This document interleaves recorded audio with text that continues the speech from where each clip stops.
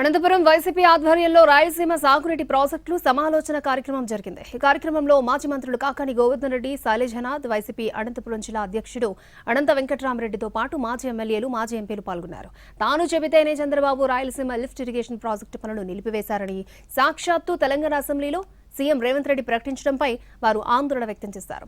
CM Revanth Reddy వ్యాఖ్యలపై చంద్రబాబు ఎందుకు మౌనంగా ఉన్నారని ప్రశ్నించారు. శ్రీశైలం ప్రాజెక్టు నుంచి 800 అడుగుల స్థాయిలోనే తెలంగాణ నీటిని తరలిస్తోందని, రాయలసీమకు కూడా అదే స్థాయిలో నీరొచ్చేందుకే Jagan Rayalaseema lift irrigation project పనులు చేపట్టారని స్పష్టం చేశారు.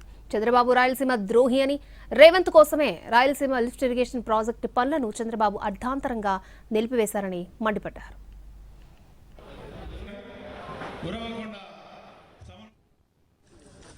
తెలుగు మనమందరూ కూడా అనుకున్నాం, తప్పకుండా కూడా రాయలసీమ వాసే ఇప్పుడు ముఖ్యమంత్రి కూడా చంద్రబాబు నాయుడు గారు.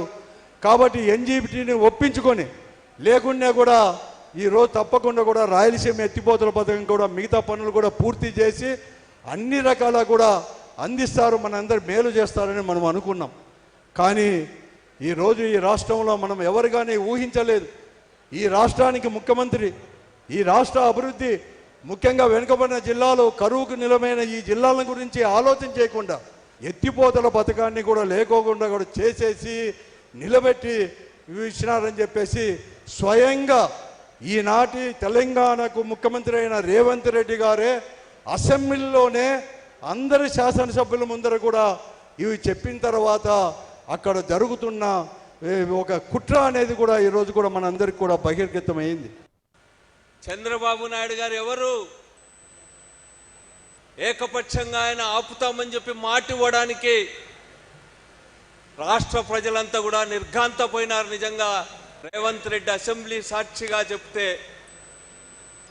మరి ఏమైనా సమాధానం చెప్తా ఉన్నారా? మేము దాన్ని కొనసాగిస్తామనో, దాన్ని ఆపు చేయమని చెప్పలేదనో, రేవంత్ రెడ్డి అబద్ధాలు చెప్తున్నారనో ఎక్కడైనా ఒక్క మాట అయినా చెప్తున్నారా? చెప్పకపోగా దాడంతా మనపైన చేస్తా ఉన్నారు. ఈ చంద్రబాబు నాయుడు గారి పరిపాలన వల్ల గతంలో ఇట్లా ఉండేది అని చెప్పుకుంటుంటే పెద్దవాళ్ళు ఆ విధంగా మారిపోయే కాలం వచ్చింది.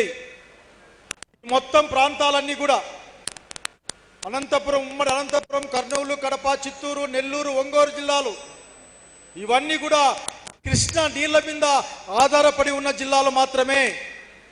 పెన్న ఉంటే ఉండినట్లే. తుంగభద్ర కృష్ణకి ఉపనదే అంటే మొత్తం మీద కృష్ణ నీళ్ళ మీదే ఆధారపడి ఉన్నాం. శ్రీశైలం డ్యామ్ మీదే ఆధారపడి ఉన్న విషయాన్ని అందరం గుర్తుపెట్టుకొని ముందుకు కదలాల్సిన కాలం వచ్చింది. ఇప్పటికే నీళ్ళ కటకట్లాడుతూ ఉన్నాం.